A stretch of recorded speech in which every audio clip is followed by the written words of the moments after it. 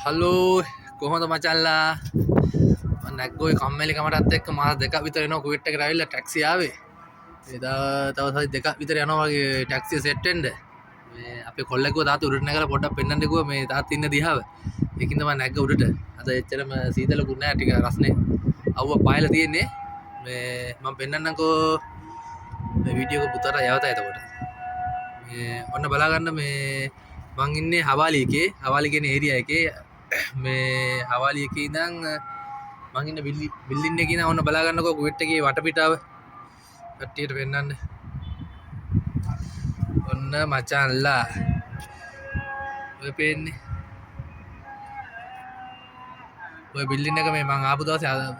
ආවන් පස්සේ වගේ මේ මං එනකොට වගේ යට තට්ටු හදලා තියෙනවා මට පට්ට විදිහට නග්ගලා මේ දවස් මේ මාස දෙකට පට්ට විදිහට හැබැයි වැඩ නම් කරන ඌටි ඔන්න මචං පේන විදිය රාත බිල්ඩින් එකක් පේන්නේ නිකන් අර කොළය පතර කඩදාසි කොළය අම්බරලා වගේ තියෙන්නේ ඒ තමයි කුවේට් සිටි එක ඔය පේන බිල්ඩින් වලින් එහා පැත්තේ තියෙන්නේ බීච් එක මූද තියෙන්නේ ඔය බිල්ඩින්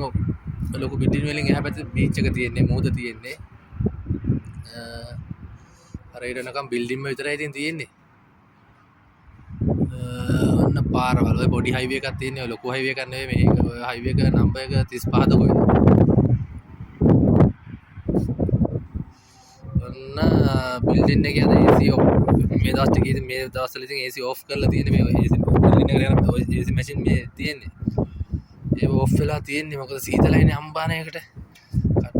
සීතලින්ද ඒක ඔෆ් කරලා තියෙන්නේ පොඩ්ඩක් ඉන්න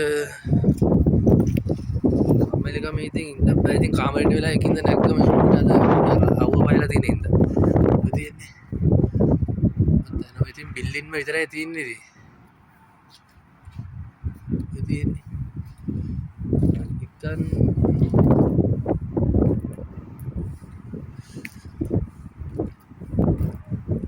අර බිල්ඩින් එක ලොකු වතුර ටැංකි 5ක් විතර තියෙනවා ඔව් වතුර ටැංකි 5ක් විතර තියෙනවා බිල්ඩින් එක වගේ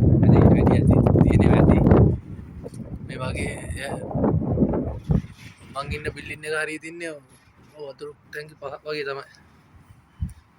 5-6ක් වගේ තමයි ඔය තියෙන්නේ අන්න හරිය තමයි මචං මං 2011 ඇවිල්ලා 2018 වෙනකන් හිටියේ ඔය පේන ඒරියා එකේ මම